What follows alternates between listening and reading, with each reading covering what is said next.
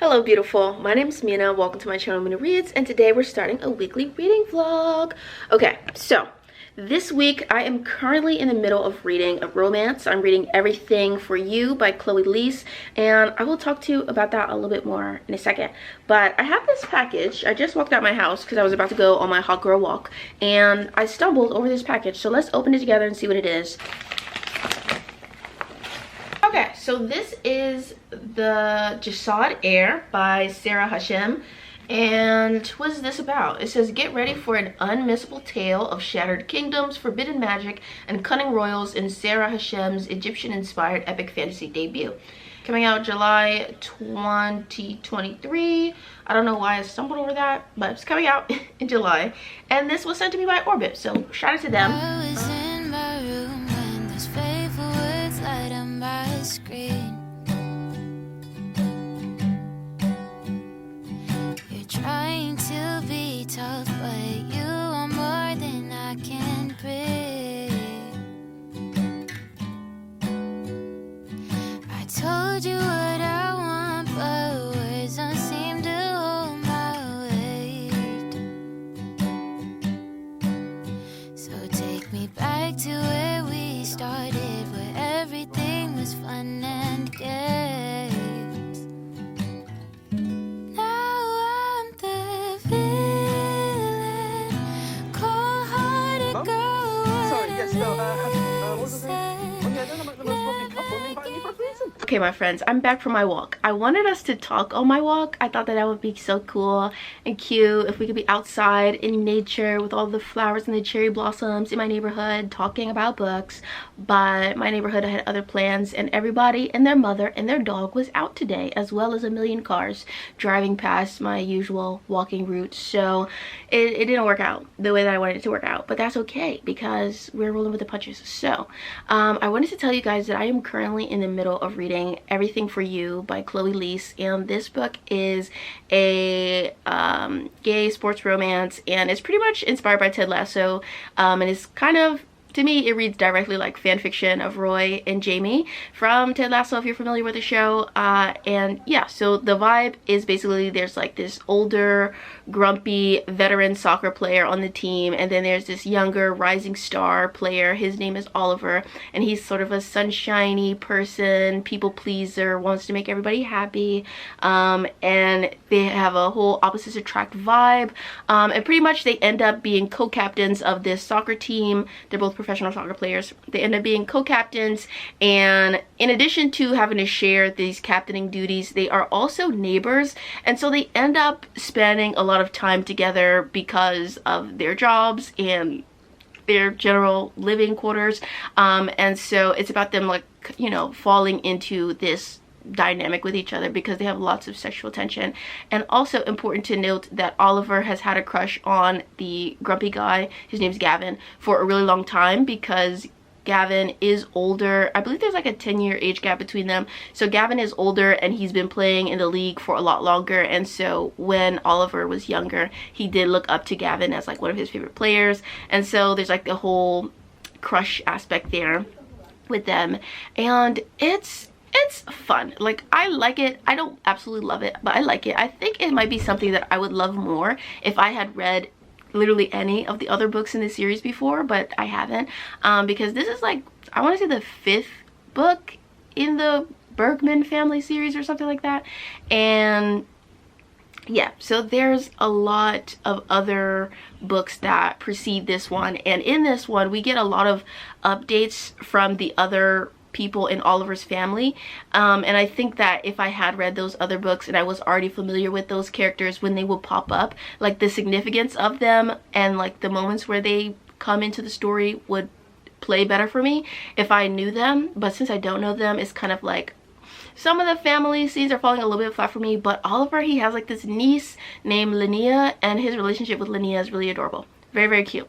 I like it. I know the grumpy sunshine trope is like super popular in general in like the romance space, but I feel like something that makes Jamie and Roy's dynamic in a show really fun is the fact that Jamie is a little bitch. Like, that's the way that Roy describes him in the first season a lot, and I think that it's just very accurate. Like, Jamie is just a little bitch. Like, he's just He's just petty, and I think that that works so well. Like, Jamie can be kind of, I don't know, like hyperactive and happy sometimes, but I feel like that's not his complete personality, and so I feel like some of that is lost in Oliver's character by making him too sweet, too sunshiny, and he feels more like Ted than like Jamie to me, but that's really neither here nor there. But I mean, I'm having a pretty good time with it. Like, okay, so I finished everything for you, and I think I'm gonna give it 2 stars. I have to say, I really I didn't love this. I felt like throughout most of the book I was teetering around maybe 3 stars, but once I got to the end of the book, I really realized, like, no, it's more of a 2 for me. So I have several issues with it, so let's get into it. One, I think the story, I think the prose is a little bit preachy. There are just moments where it just feels very preachy and didactic about several different topics. I agree with the sentiments of everything that the author's talking about, but I just feel like it just feels preachy. Like I said, it doesn't necessarily feel like it flows naturally, and like they're brought up in ways that feel like real conversation.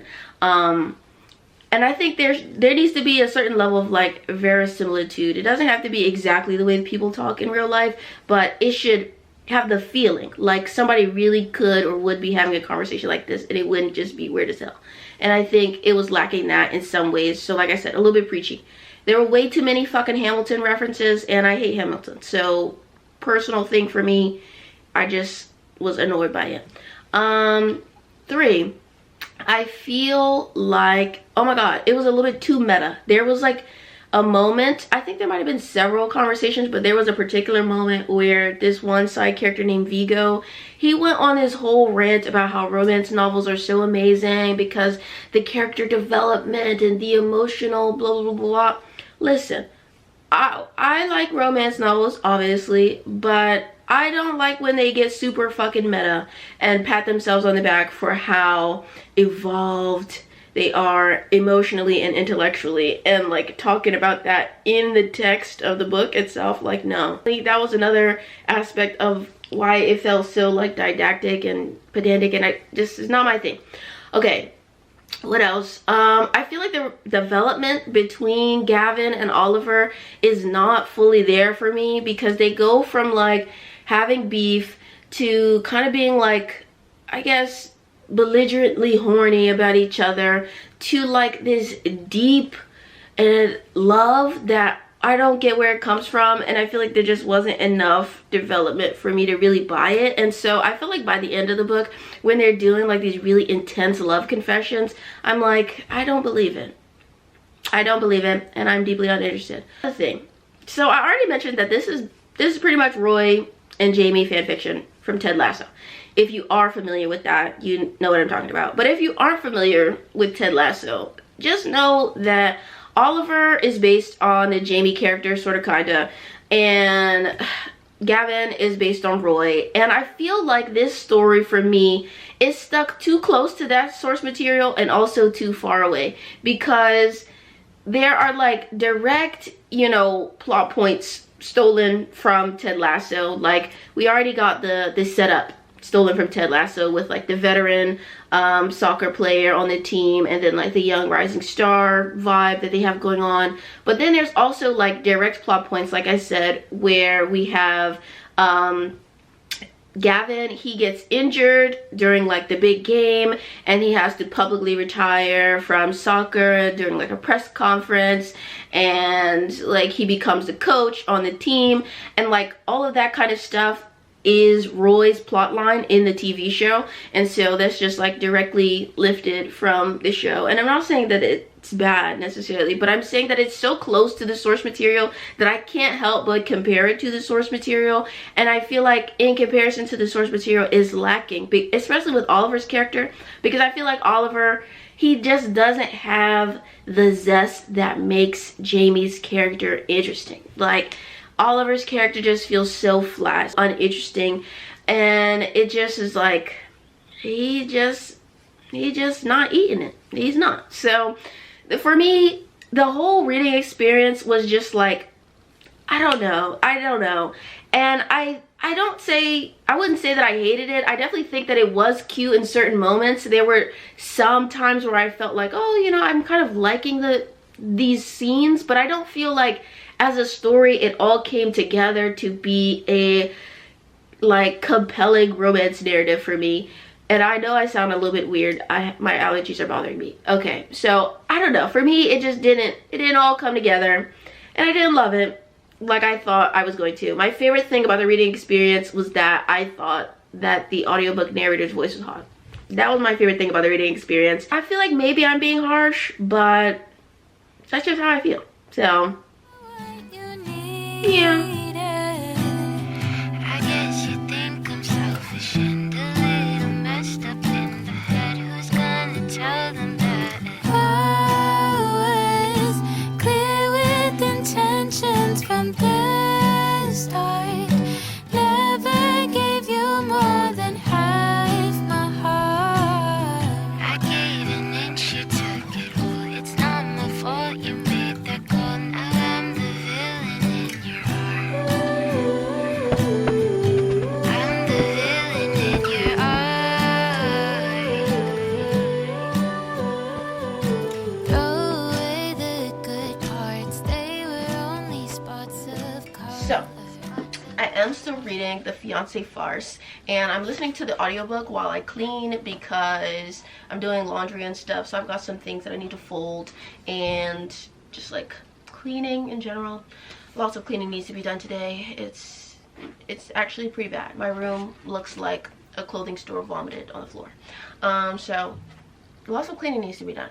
But I kind of can't tear myself away from this book. I think it's so fun. Like, it's so charming, and I love the characters. I love the way they talk to each other, and the way they communicate with one another is really good. And it's just like, it's just so fun. Like, I'm loving it. I'm having a really good time. So yeah, I need to get back to work. I need to get off my ass. Okay, hi. So I feel like maybe you can hear my washing machine going in the background, but that's what it is. It is Saturday morning, and I'm trying to have a productive weekend. So I'm getting my life together, doing some cleaning, doing some laundry, obviously, and I've also been doing some reading. So I just started reading The Fiance Farce by Alexandria Bellefleur, and I'm kind of obsessed with it. So this is a marriage of convenience romance. It's about these two characters, Gemma and Tansy, and essentially Tansy has been lying to her family, and she told them that she's been dating someone named Gemma. She's not, but she just kind of used it because it's convenient, and she follows this like Instagram model named Gemma who's really beautiful, and so she just tells her family that she's dating her. Well, lo and behold, she ends up meeting Gemma at this wedding, and it's the wedding of like somebody that Tansy has history with and like beef with, and it's a whole thing. And so Gemma comes up, and Gemma plays along with Tansy's little gambit that they're dating, and she takes it a step further and says, actually, we're engaged and super in love. And so there's this whole, not necessarily complex, but there's this whole situation going on where essentially Gemma, she is next in line, or maybe not next in line is the right word, but she is all set to inherit her family's company. It's a publishing company, and she is about to inherit it, but she has to be married in order to get her inheritance. And so she sees this like fake dating thing that Tansy has going on, and she is like, why not elevate it to a fake marriage, and you can you know, you can continue your little ruse with your family that you're in a healthy, loving relationship, and I can get my inheritance in this company. And so they're going to do it because Tansy also is trying to own outright the bookstore that was her father's. It currently belongs to her stepmother, and so she's trying to like buy her stepmother out so that she can own it herself. So it's like, it's a whole thing. It would be mutually beneficial for them to both get married and split the money that's going to come from Gemma becoming the CEO and owner of this publishing company. It's a whole thing, but it's so fun. It's like very dramatic and scandalous, a little bit over the top, but I'm having a really good time with it. I really like the characters, especially Gemma. She's really flirty and fun, and it's just like a really good time so far. Like, I'm having a good time, and I feel like this rich people drama is so up my alley right now because I'm currently watching Succession, and it feels a little bit like Succession with like the interpersonal power plays going on, the battle for CEO, who's going to be next to own the company, the family legacy, and all that stuff. So Succession has like perfectly primed me for the rich people antics that's going on in this book, and I'm having a fun time. So yeah, I'm on my way to the grocery store right now, but later on I'm definitely going to be reading more of this because I am absolutely loving Gemma and Tansy's relationship. I'm about 25% in, by the way. So yeah, so far so good. We'll see. Okay, hi dudes. I'm on my way to the gym because I have not gone to the gym in a long time, so I'm trying to get back into the habit of going to the gym. I'm not sure what I want to work out today, but we'll see. Am I gonna do arms? Am I gonna do legs, back? I don't know, but I'm going to the gym. Yay me. I'm wearing this purple workout set. I think it's a pretty cute color. I don't own any workout gear in this color, so I like it a lot.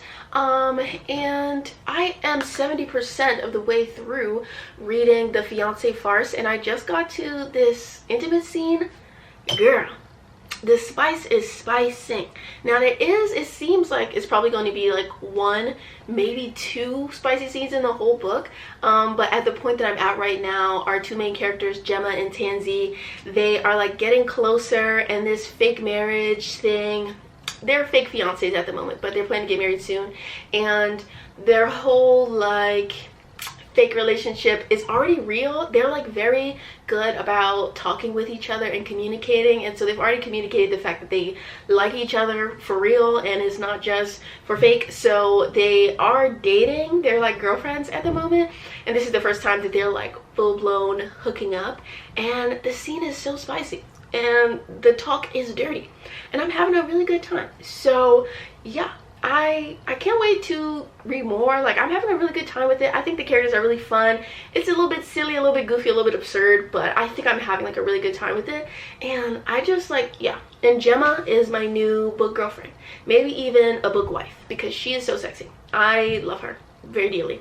So yeah, I'm having a good time. That's my update for the moment, and I will update you later on in the day, and hopefully I will have finished the book by then. So we'll see. 24 hours later. Okay, hi friends. Is it 2 p.m.? Am I just now getting ready for the day? Yes. And I'm planning to film 1 or 2 videos today. I'm not 100% sure what my plans are, but planning to do some filming. And I wanted to tell you guys that I did just finish the Fiance Farce, and I am so obsessed with it.